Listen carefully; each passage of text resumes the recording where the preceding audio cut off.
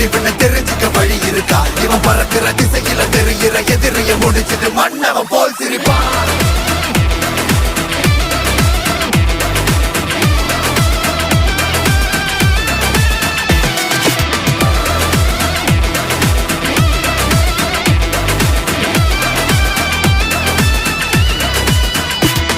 ஒரு சூரகாத்தி இறங்குச்சுடா, அந்த ஊரு மொத்தம் நொறுங்கிடுடா.